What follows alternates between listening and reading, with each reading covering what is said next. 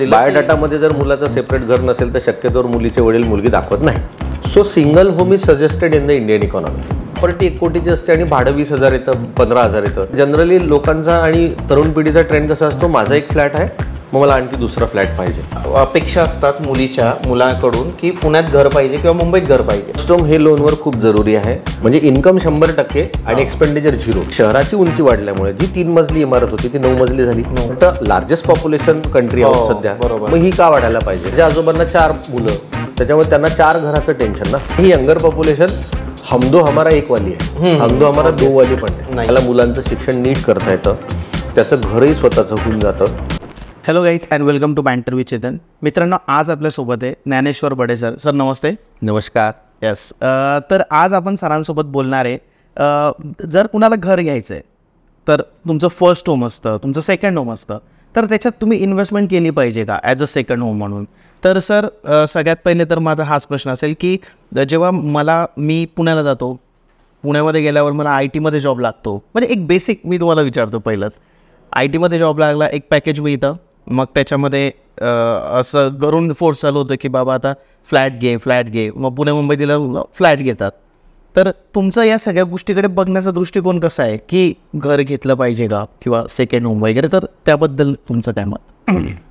प्रत्येक मुलाला असं वाटतं की आपल्याला एक सर्व्हिस मिळाली पाहिजे. ओके. आणि पुण्याला जाताना मुलं जनरली IT फील्डमध्ये जातात. सो सर्व्हिस इंडस्ट्री आपल्याकडे खूप मोठी आहे आणि ग्रामीण भागातून तो शहरी भागात जातो. बरोबर. तर ग्रामीण भागातल्या आईवडिलाला असं वाटतं की तो शहरी भागात चालला तर त्याचं तिथे घर असलं पाहिजे, आणि त्याचं घर असेल तर त्याचं लग्न आणि या सगळ्या गोष्टी होतात, त्याला मुलगी संसार सुरुवात होते. आजकाल तरी तसं झालेलं आहे. एकदम तुम्ही एक्झाम्पलच एकदम चांगलं दिलं. बायोडाटामध्ये जर मुलाचं सेपरेट घर नसेल तर शक्यतोवर मुलीचे वडील मुलगी दाखवत नाही. ते पण पुण्यात घर पाहिजे. अगदी बरोबर. तर याच्यामध्ये प्रकार असा आहे की आता बाबांकडून पुढची पिढी मुलाकडे वळते, तर बाबांचं जे घर आहे ते गावात आहे आणि मुलाचं जे घर आहे ते शहरात आहे. So single home is suggested in the Indian economy. म्हणजे त्यांनी स्वतःचं घर पुण्यात घ्यावं शब्द वापरला, पण सेकंड होम त्यांनी घ्यावं हे सजेस्टेड नाही. बरोबर आहे. आता सेकंड होम त्यांनी घ्यावं हे का सजेस्टेड नाही? तर सेकंड होम घेतल्यानंतर जर त्याला टेनंट ठेवायचा असेल, बरोबर, तर त्याला मेंटेनन्स चार्ज हा मालकाला भरायचा असतो आणि मालक नसल्यामुळे त्यातल्या ॲम्युनिटीज टेनंटला वापरता येत नाही. बरोबर. त्याच्यामुळे तो मेंटेनन्स चार्जेसचा खूप मोठा ओझा हा मालकावर पडतो आणि पाहिजे तेवढं भाडं त्याच्यामधून येत नाही. सेकंड होम न घेता तुम्ही सेकंड कमर्शियल प्रॉपर्टी घेतली, सो दॅट इज सजेस्टेड. पण second home is not suggested, कारण प्रॉपर्टी 1 कोटीची असते आणि भाडं 20,000 येतं, 15,000 येतं. बरोबर. So this is not suggested. जर भाडं प्रॉपर्टीच्या 1% जर भाडं येत असेल, सो दॅट इज सजेस्टेड. म्हणजे 8 लाखाची प्रॉपर्टी 60,000 तर मला मंथली रेंट येत आहे, तर that is absolutely suggested. Best ती गोष्ट. पण जनरली लोकांचा आणि तरुण पिढीचा ट्रेंड कसा असतो, माझा एक फ्लॅट आहे मग मला आणखी दुसरा फ्लॅट पाहिजे. बरोबर. आणि तिथे ते चुकतात.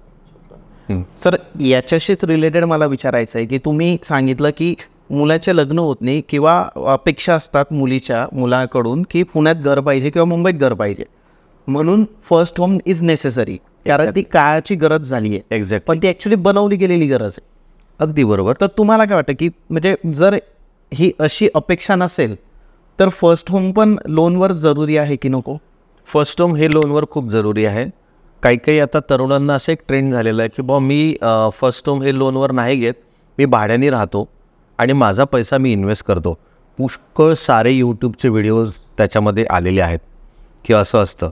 पण मी एक सांगतो, एक साधारणतः धारणा अशी असते, हे बघा, पिढी ही पिढ्या घडतात असं आपण म्हणतो, तशी अशी चॉकलेटच्या फोतरासारखी नाही की खाल्लं फेकलं. बरोबर आहे. बरं का?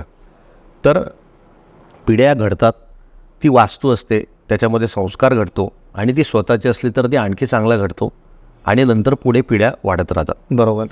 आता तरुण पिढीला असं वाटतं की मी आता भाड्याच्या घरात राहावं, पण फॉर्च्युनेटली हाऊसिंग लोनचा इंटरेस्ट रेट इतका कमी आहे की त्याच्या भाड्या एवढं तर त्याला हप्ता येतो.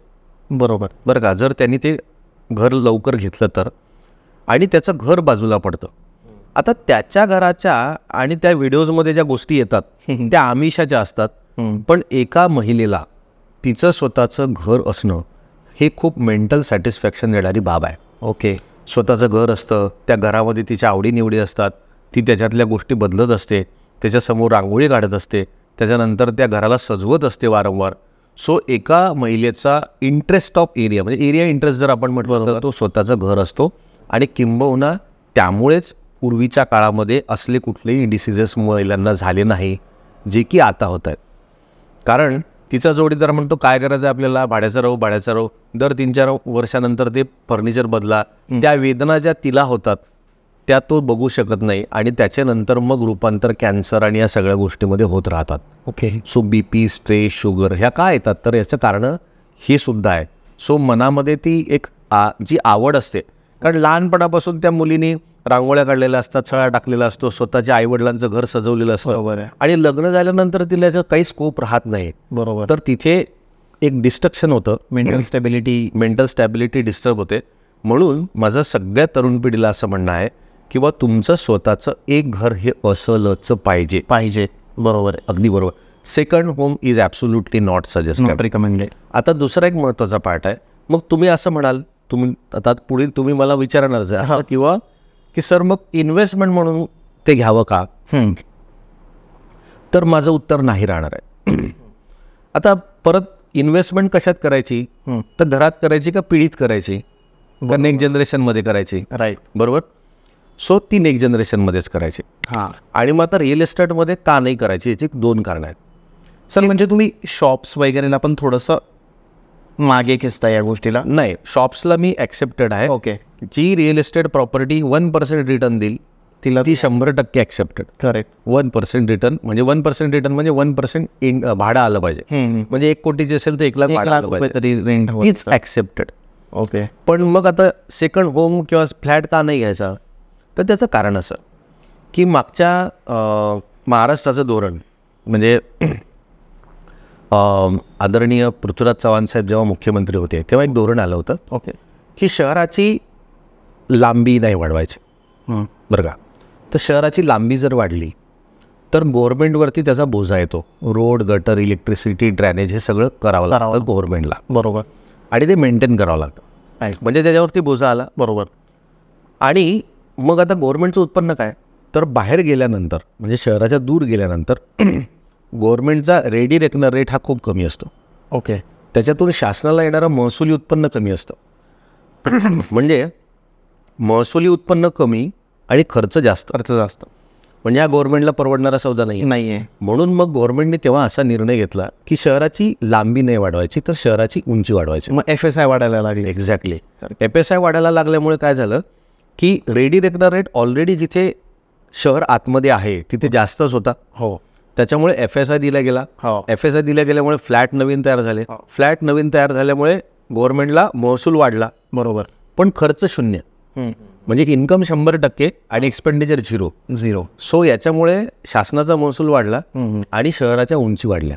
बरोबर. आणि त्याच्यामुळे काय झालं की शहराची उंची वाढल्यामुळे जी 3 मजली इमारत होती ती 9 मजली झाली. आणि अशा रिडेव्हलपमेंटला पुष्कळशा बिल्डिंग झाल्या. बरोबर आहे. आता याच्यात प्रॉब्लेम काय आला की व्हॅकंट फ्लॅटची संख्या वाढायला लागली. रिकामे फ्लॅट जास्त होणार. करेक्ट. किंबहुना अजूनही ती वाढते आहे.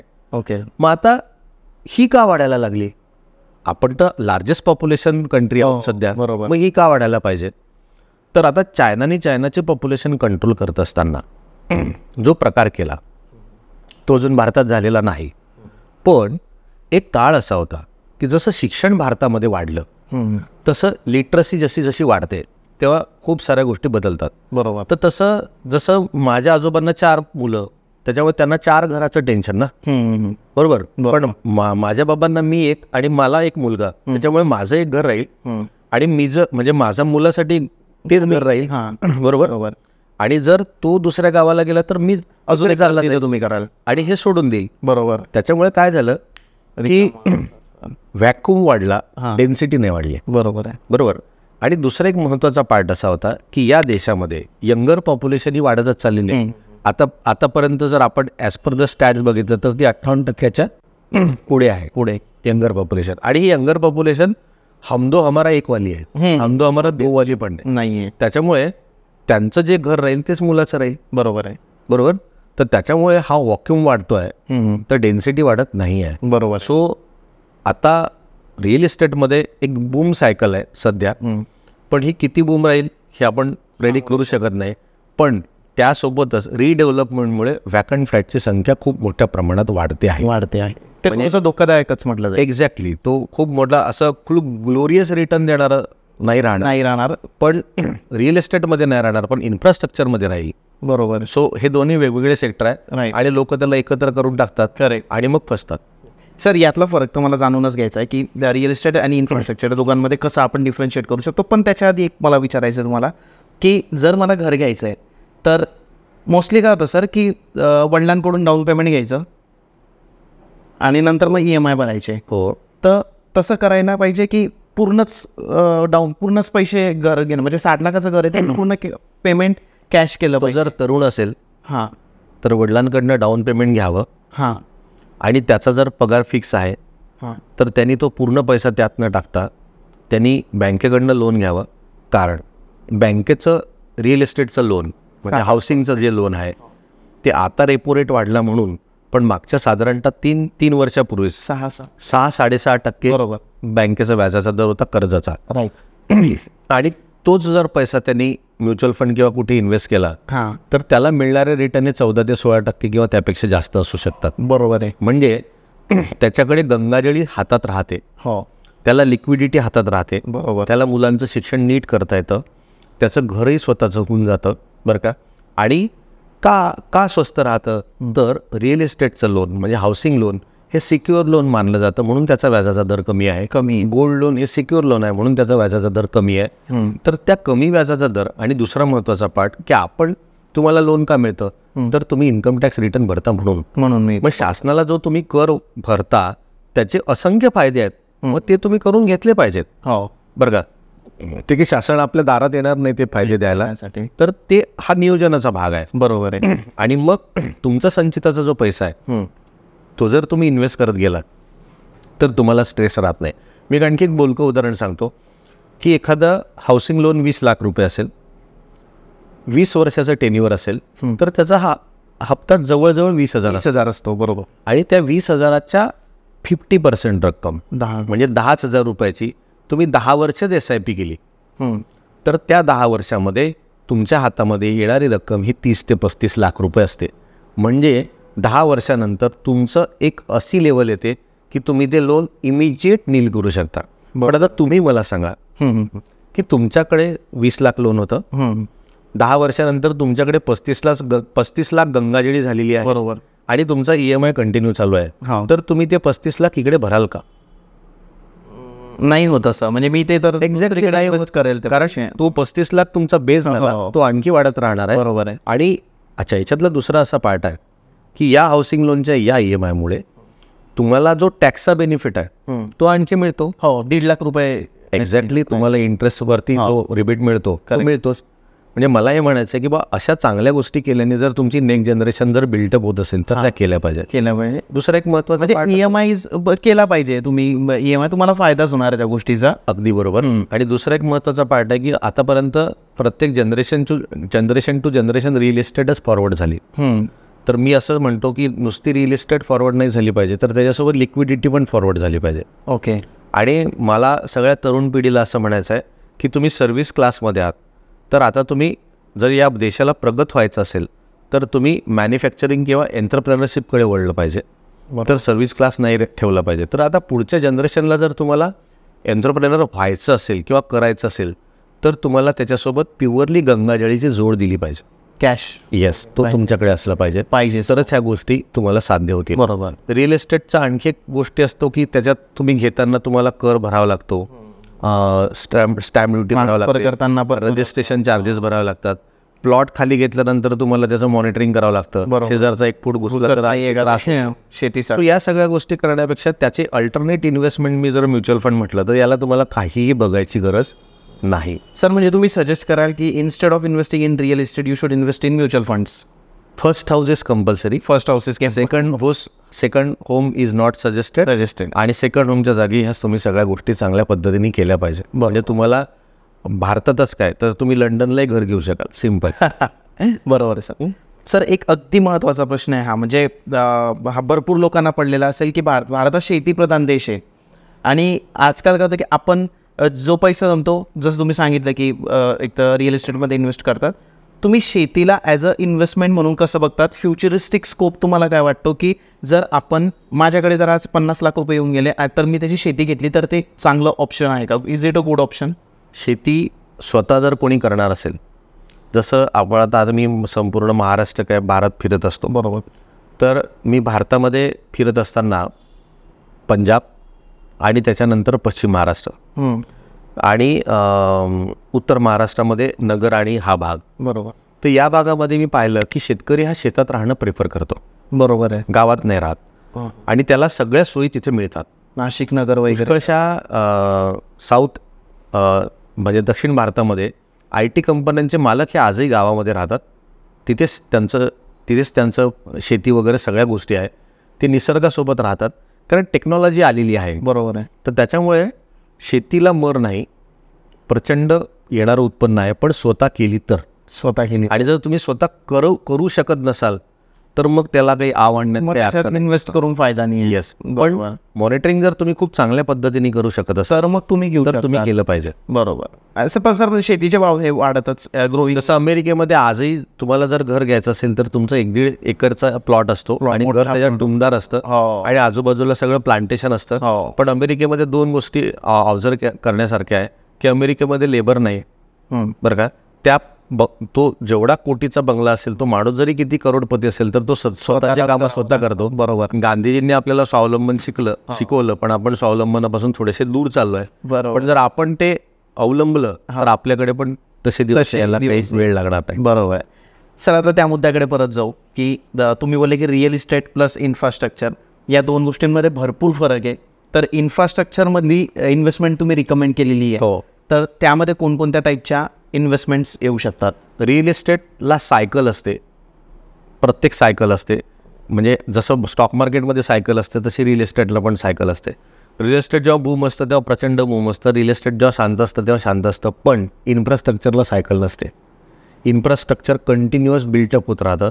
त्याच्यामध्ये फक्त दुर्दम्य शक्ती ही गव्हर्नमेंटची असायला पाहिजे की आपल्या देशाचं इन्फ्रास्ट्रक्चर आपल्याला कुठे न्यायचं आहे. पहिले बघा, आपल्या या देशामध्ये सुई पण होत नव्हती. आज या देशामध्ये स्वतःचं टेक्नॉलॉजी डेव्हलप होऊन आज आपले स्वतःचे अंतरिक्ष कक्षेमध्ये आपले पुष्कळसे स्पेसमध्ये आपले सॅटेलाइट्स खूप चांगले आहेत. सांगायचं तात्पर्य असा की ही प्रत्येक गोष्ट इन्फ्रास्ट्रक्चरल डेव्हलपमेंटमध्ये येते. त्याच्यानंतर आपण इन्फ्रास्ट्रक्चर म्हटलं की फक्त रोडच म्हणतो, तर असं नाही. तर डॅमच्या टेक्नॉलॉजीज नवीन आता पॉवर ग्रीडचा विषय घ्या. बरोबर. मी पॉवर ग्रीडमध्ये असं सांगेल की पॉवर ग्रीड म्हणजे ग्रीड ही ट्रान्सफर करते इलेक्ट्रिसिटी, पण आज पॉवर ग्रीडचं नेटवर्क हा भारतातच नाही आहे, तर 38 ते 40 देशांपेक्षा जास्त देशांमध्ये भारताचं पॉवर ग्रीडचं नेटवर्क आहे. अरे बापरे. So this is called edge infrastructure.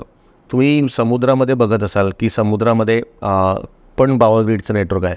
आता टेक्नॉलॉजी इथपर्यंत चाललेली आहे की समुद्रातून आपण टनेल काढू शकतो आणि ते तरंगते टनेल तयार होऊ शकतात. पुष्कळशा समुद्रातून जाणाऱ्या पाईपलाईन ह्या तरंगत्या आहेत, कारण त्यांना बेस नसतो. बरोबर. तर त्यांना एक तरंगता एक वरची मोठी टाकी असते आणि त्याच्या खालून त्या पाईपलाईन गेलेल्या असतात. सो असे आता टनेल्स पण होतात. सो हा इन्फ्रास्ट्रक्चरल डेव्हलपमेंट आणि infrastructure he absolutely depend upon the technology. जसं आपण इन्फ्रास्ट्रक्चर बोलायला गेलो तर कम्युनिकेशन इंडस्ट्रीचं इन्फ्रास्ट्रक्चर, पहिले ऑप्टिक फायबर केबल. मी स्वतः रिलायन्समध्ये होतो. त्या म्हणजे करलो दुनिया मुठ्ठी में फोन आला होता अनिल अंबानींचा, तर तेव्हा संपूर्ण देश खोदला होता. सो OFC तेव्हा टाकायची होती ऑप्टिक फायबर केबल. तर आता ऑप्टिक फायबर केबल नंतर टॉवर्स आले. सो टेक्नॉलॉजी चेंज झाली. सो संपूर्ण भारतात टॉवर्स उभे राहिले.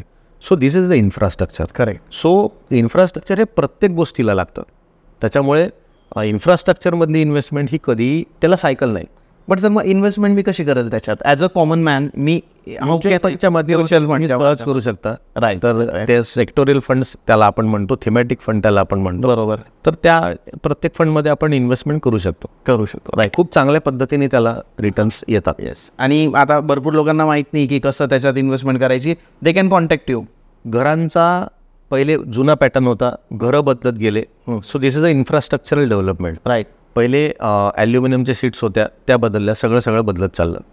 सर तुम्हाला काय वाटतं, आता आपण जेव्हा बघतो रिअल इस्टेटकडे तुम्ही इतके सगळे मुद्दे मांडले, तर थोडं तर धोका मला याच्यात दिसतोय, बट तुमचा दृष्टिकोन काय वाटतो की पुढे काय होऊ शकतं तो? जसं सोनं फिजिकल लोक घेत होते ते आता पेपर गोल्ड झालं, तसं आता लोकांना हे ऐकून आश्चर्य होणार आहे की रिअल इस्टेटमध्ये असं होऊ शकतं का? तर हो, असं होऊ शकतं. रिअल इस्टेटमध्ये गव्हर्नमेंटने जे नॉर्म्स आत्ता डिझाईन केले, आधी असं नव्हतं. सो रेरा बिल्टअप वेगळा बरं का, आणि तो बिल्टअप तेवढाच असला पाहिजे. आता तुम्ही एखाद्याला रिअल इस्टेट घ्यायची असेल तर त्याला समजा मुंबईचा फ्लॅटची कॉस्ट जर 4 कोटी आहे तर तो नाही घेऊ शकत. जसं मी तुम्हाला सोन्यात बोललो की 1 तोळा सोनं जर घ्यायचं असेल तर त्याची किंमत 70,000 आहे, बरोबर आहे, आणि 1 ग्रॅमची 7,000 आहे. पण एखाद्याला 700 रुपये टाकायचे असतील तर तो नाही टाकू शकत. पण आता रिअल इस्टेटमध्ये असं होणार नाही. आता रिअल इस्टेटमध्ये म्युच्युअल फंड सारखं होणार आहे की तुम्ही दुबईचा जर एखादा फ्लॅट असेल आणि तुमच्याकडे जर समजा 10 लाख आहे तर तुम्ही त्या फ्लॅटमध्ये 10 लाख इन्व्हेस्ट करू शकता. अरे वा. सो ही अमेझिंग ट्रान्सफॉर्मेशन या इंडस्ट्रीमध्ये होणार आहे. इंडियात पण आपण करू शकतो ते. संपूर्ण जगभरामध्ये तुम्ही हे करताय. आणि जसं एक्सचेंजनी या सगळ्या गोष्टी केल्या स्टॉक मार्केटमध्ये, बरोबर, तर याच्या सेपरेट एक्सचेंजेस आणि या सगळ्या गोष्टींच्या रिफॉर्म्स या कधीपासून चालू आहेत, आणि त्या लवकरच अस्तित्वात येणार आहेत. आणि त्याच्यामुळे एखादा ग्रामीण भागात राहणारा एखादा प्रगतिशील शेतकरी असेल तर त्याला मुंबईला जाऊन फ्लॅट घ्यायचा असेल तर तो त्यांच्या स्वतःच्या घरी बसून त्या स्कीममध्ये किंवा त्या स्कीम तिथल्या कुठल्या रिलेटेड स्कीममध्ये पैसे इन्व्हेस्ट करू शकतो. Same simple. रोड्समध्ये लोकांना रोड वाटता येतं, तर रोड्समध्ये पण जे चाललंय त्याच्यातही ते इन्फ्रास्ट्रक्चरमध्ये तो शेअर घेऊ शकतो. शेअर्स, पण रिअल इस्टेटमध्ये ही can purchase a stake. Okay, direct मालक बनू शकतो. येस. तर ती खूप चांगली संधी पुढे येणार आहे. तर त्याच्यामुळे लोकांनी तयार राहावं आणि आपला व्हाईट कॉर्पस वाढवत राहावा. त्याच्यामध्ये व्हाईटच जास्त चालत असतं. राईट. त्याच्यामुळे तो ठेवावा. बरोबर. Sir, thank you so much. तुम्ही जी इन्फॉर्मेशन दिली ती खूप लोकांना फायदेशीर होणार आहे, आणि सगळ्यांचे हे कॉमन क्वेश्चन्स होते आपण आज जे घेतले. आणि सर, जर कुणाला तुमच्याशी कॉन्टॅक्ट करायचा आहे तर नंबर तुम्ही काय सांगा? बडे कॅपिटल्स बढता ही रे, हा आमची फर्मचं नावच आहे. आणि आमचा सोपा नंबर आहे 98-233. एवढंच फक्त लक्षात ठेवायचं आहे. 365 दिवस 24 तास हा आमचा नंबर आहे. याला कोणालाही वाटलं त्यांनी फक्त व्हॉट्सॲप किंवा टेक्स्ट करा. आमची टीम तुमच्याशी कम्युनिकेट कराल आणि तुम्हाला तुमच्या ध्येयापर्यंत, उद्दिष्टापर्यंत नेण्यासाठी आम्ही तुम्हाला सोबत राहू. आमचं एकच थीम आहे की जसं सारथी जरुरी आहे, जसं श्रीकृष्णाने सारथ्य केलं आणि अर्जुनाला जिंकवलं, तसं आम्ही तुम्हाला तुमच्या ध्येयापर्यंत नेण्यासाठी तुम्हाला योग्य तो मार्ग सांगत राहू. तुम्हाला तुमचे म्हणजे स्वप्न तुमचे साथ आमचे, असं आम्ही नेहमी म्हणत आलेलो आहे. आणि हेच बडे कॅपिटलचं उद्देश आहे. Thank you sir. धन्यवाद.